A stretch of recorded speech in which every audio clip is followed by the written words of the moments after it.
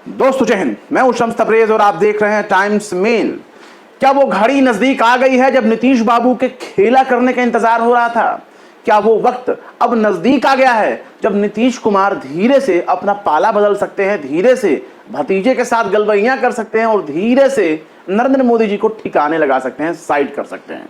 King maker की भूमिका निभाने वाले नीतीश कुमार और चंद्रबाबू नायडू के बीच में क्या सब कुछ ठीक ठाक है? यह सवाल बीते 24 घंटे से पूछा जा रहा है, क्योंकि नीतीश कुमार आंध्र प्रदेश में विजयवाड़ा में चंद्रबाबू नायडू के शपथ समारोह में नहीं शामिल हुए, जिसके बाद ये कयास आराइयां तेज हो गई कि नीतीश बाबू का सच में पलटी मारने वाले हैं। आखिर वो उस जगह क्यों नहीं पहुंचे जहां नरेंद्र मोदी जी पहुंचे हुए हैं, जहां कई राज्यों के मुख्यमंत्री पहुंचे हुए हैं, लेकिन नीतीश कुमार नहीं पहुंचे। और नीतीश कुमार के ना पहुंचने की वजह से बहुत तरह की बातें सुनने में आ रही हैं। क्या रेल मंत्रालय ना मिलने की वजह से नीतीश कुमार बेहद नाराज नजर आ रहे हैं नरेंद्र मोदी जी से? क्या नीतीश कुमार की बातें ना मानने, उनकी डिमांड को पूरा ना करने की वजह से वो नरेंद्र मोदी जी को अब लाल लाल आंखें दिखाने लगे हैं? क्या नीतीश कुमार रेल मंत्रालय ना मिलने का बदला अब नरेंद्र मोदी जी से चुन चुन कर लेने वाले हैं? क्या नीतीश कुमार अब एनडीए की सरकार को पलटने वाले हैं? क्या मोदी जी की कुर्सी को गिराने वाले हैं? क्योंकि नीतीश कुमार को इंडिया गठबंधन की तरफ से प्रधानमंत्री पद का ऑफर दिया गया था, लेकिन अगर नीतीश बाबू ने प्रधानमंत्री पद का ऑफर नहीं लिया तो कुछ सोच समझ कर ही नहीं लिया होगा। शायद उनको यह उम्मीद रहा होगा कि नरेंद्र मोदी उनके हिस्से में एक बड़ा मंत्रालय देने वाले हैं, एक बड़ा जिम्मेदारी वाला मंत्रालय देने वाले हैं, लेकिन ना वित्त मिला ना रेलवे। लेकिन कि नीतीश कुमार 5 दिन तक दिल्ली में टिके रहे, उनको रोक करके रखा गया, और जब 5 दिन के बाद वो पटना पहुंचे तो उनको अपने कार्यकर्ताओं से कड़ी नाराजगी का सामना करना पड़ा, क्योंकि अब उनसे यह पूछा जा रहा है कि आखिर आपने एनडीए में समर्थन क्यों दिया, नरेंद्र मोदी जी को प्रधानमंत्री बनाने के लिए आपने सपोर्ट क्यों किया, और उसके बदले में आपको मिला क्या? रेवड़ी। क्योंकि लल्लन सिंह जो जेडीयू के सीनियर लीडर माने जाते हैं, जिनकी एक धमक है पूरे बिहार में और भारतीय राजनीति में, उनको मत्स्य एवं पशुपालन विभाग थमाया गया। ये मंत्रालय उनको थमाया गया, मत्स्य एवं पशुपालन विभाग मंत्रालय। अब सोचिए कि वो इतने सीनियर लीडर हैं और उनको अगर न वित्त दिया गया न रेलवे, कम से कम रेलवे दिया जाता, जिसकी डिमांड जेडीयू की तरफ से हो रही थी, नीतीश कुमार की तरफ से हो रही थी कि उनको रेल मंत्रालय दिया जाए, लेकिन रेल मंत्रालय नहीं दिया गया। लेकिन इसका खामियाजा चंद्रबाबू नायडू को भुगतना पड़ रहा है, क्योंकि चंद्रबाबू नायडू और नीतीश कुमार के बीच रिश्ते अच्छे नहीं सुनने को मिल रहे हैं। और सुनने में तो यह भी आया है कि नीतीश कुमार और चंद्रबाबू नायडू के बीच खटपट हो गई है, क्योंकि चंद्रबाबू नायडू के पास 16 सांसद हैं और नीतीश कुमार के पास 12 सांसद जो एनडीए में शामिल हैं। इसलिए चंद्रबाबू नायडू की ज्यादा पूछ हो रही है और नीतीश कुमार की पूछताछ बहुत कम हो रही है, बहुत ही कम उनको इज्जत मिल रही है। हद तो तब हो गई जब मामला खराब होने लगा चंद्रबाबू नायडू और नीतीश कुमार के बीच में, तो गृह मंत्री अमित शाह को रातों रात भागकर चंद्रबाबू नायडू से मिलने के लिए जाना पड़ा विजयवाड़ा। आधी रात हम इसलिए कह रहे हैं क्योंकि रात के 11:15 बज रहे थे जब चंद्रबाबू नायडू से मिलने के लिए अमित शाह उनके घर पर गए।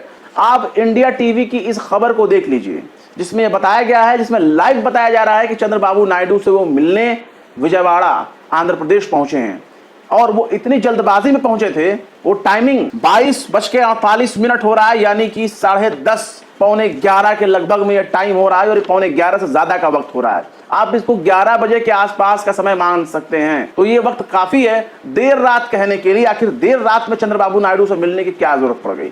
वो तो अगले दिन भी जाकर के सुबह सुबह मिल सकते थे, क्योंकि 11 बजे 11:30 बजे करीब में शपथ लिए जाने का कार्यक्रम हो रहा था। लेकिन ऐसे में यह भी अंदाजा लगाया जा रहा है कि यह मनाने वाली बात चल रही थी कि नीतीश बाबू के किसी बात से चंद्रबाबू नायडू नाराज ना हो जाएं, वरना अगर वो नाराज हो गए तो कुर्सी हिलने लगेगी दिल्ली की, और दिल्ली की अगर कुर्सी हिली तो तमाम मंत्रालय सब चौपट हो जाएंगे। और इंडिया गठबंधन इसी आस में बैठा है कि कब सरकार गिरे, तब सरकार गिरे, कब उसे कोई मौका मिल जाए कि वो मोदी जी की सरकार को गिराकर अपनी सरकार कायम कर ले, अपनी सरकार बना ले। दूसरी तरफ सबसे गौर करने वाली बात यह है कि नीतीश कुमार को इंडिया गठबंधन ने प्रधानमंत्री पद का ऑफर दिया। इससे बड़ा पद और कोई भी नहीं हो सकता। अगर इंडिया गठबंधन ने इस तरह का पद ऑफर किया है तो नीतीश कुमार भी इस चक्कर में जरूर पड़े होंगे कि मुझे इधर आने से ज्यादा नुकसान है या उधर जाने से ज्यादा फायदा है। वो अपने फायदे की राजनीति के लिए कुछ भी कर सकते हैं, वो अपना फायदा देखते हैं। लेकिन अगर उनको इज्जत नहीं मिली तो आखिर क्या होगा? लेकिन आप गौर करिए कि जब हर तरफ ये शोर होने लगा तब जाकर के शाम 4:45 बजे के करीब में नीतीश कुमार ने ट्वीट करके चंद्रबाबू नायडू को बधाई दी। और उस समय जो टाइम हो रहा था वो था 4:45, यानी शाम के 4:45 हो रहे थे और 4:48 ये टाइम हो रहा था। आप गौर करिए कि नीतीश कुमार 4:48 पर ट्वीट करते हैं। कई घंटे गुजर जाने के बाद, 5-6 घंटे गुजर जाने के बाद ये काम करते हैं, क्योंकि जिस वक्त चंद्रबाबू नायडू शपथ ले रहे थे वो 11:30 बजे के आसपास का टाइम था। और हम आपको अगर एक्चुअल टाइम बताना चाहें तो वो 11:34 पर लाइव न्यूज 18 की इस स्क्रीनशॉट को आप देख सकते हैं जब वो शपथ लेना शुरू कर रहे हैं 11:34 पर। तो आप सोच लीजिए कि इतना लंबा टाइम देने के बाद जब देश के बड़े बड़े मंत्रियों, बड़े बड़े फिल्म अभिनेताओं की तरफ से ट्वीट करके बधाई दे दी गई, तो सबसे आखिर में बधाई जिसकी पहुंचती है उनका नाम है नीतीश कुमार। कहीं ना कहीं इस मामले को ढकने की, तोपने की कोशिश हो रही है कि अब इस बात के लिए चर्चा ना हो कि नीतीश कुमार नाराज हैं। लेकिन बात तो बहुत दूर तक पहुंच गई साहब। बात इतनी भी आसान नहीं जितना समझा जा रहा है, क्योंकि एनडीए गठबंधन के साथियों को, नीतीश कुमार को मोदी जी ने अच्छी सीटें नहीं दी, अच्छे विभाग नहीं दिए, अच्छे मंत्रालय नहीं दिए, जिसके वजह से उनमें कहीं ना कहीं से खुशी नहीं है, नाराजगी देखी जा रही है। लेकिन उसके बाद खबर फिर ये आती है, मीडिया के जरिए ये फिर शोर मचाया जाता है कि नहीं नहीं सब कुछ ठीक है, चंद्रबाबू नायडू और नीतीश कुमार के बीच में बाकायदा टेलीफोनिक बातचीत हुई है। जैसे कि आज तक ने बताया है कि नीतीश कुमार ने कल यानी बुधवार को ही तेलुगु देशम पार्टी के मुखिया एन चंद्रबाबू नायडू को फोन किया है। रिपोर्ट के अनुसार नीतीश कुमार ने सीएम पद संभालने के बाद चंद्रबाबू नायडू को धन्यवाद दिया। बिहार के मुख्यमंत्री कार्यालय से जारी एक बयान के अनुसार नीतीश कुमार ने फोन पर नायडू से कहा कि उन्हें उम्मीद है कि नायडू की अगुवाई में दक्षिण का यह राज्य विकास के पथ पर आगे बढ़ेगा। वही घिसे पिटे डायलॉग, वही घिसे पिटे बयान। लेकिन सवाल यह है कि नीतीश कुमार आखिर गए क्यों नहीं, आखिर उनके ना जाने की वजह क्या है। ऐसा भी नहीं खबरों में सुनने को आया कि उनकी तबीयत खराब हो, ऐसा भी नहीं सुनने में आया कि बिहार में कोई बहुत बड़ी आपदा आ गई हो जिसकी वजह से वो जा नहीं पाए।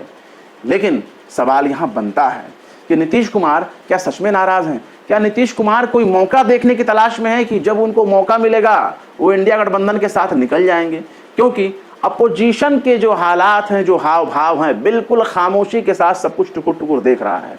अगर अपोजिशन सब कुछ शांत होकर के देख रहा है तो ये शांत होना, बहुत ज्यादा खामोश होकर के तमाशा देखना भी ठीक नहीं है। अंदर अंदर कुछ न कुछ मामला चल रहा है और कुछ न कुछ ऐसा मामला बनता नजर आ रहा है जिसकी उम्मीद में इंडिया गठबंधन अभी भी आस लगा कर बैठा है। फिलहाल क्या कहेंगे नीतीश कुमार के बारे में? क्या नीतीश कुमार सच में पलटी मारने वाले हैं?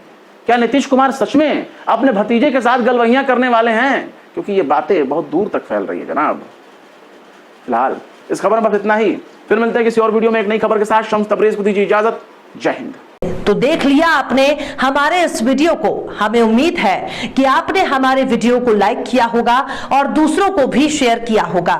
अगर अभी तक आपने हमारे चैनल टाइम्स मेल को सब्सक्राइब नहीं किया है तो जल्दी से सब्सक्राइब कर दें और बेल आइकन भी प्रेस कर दें।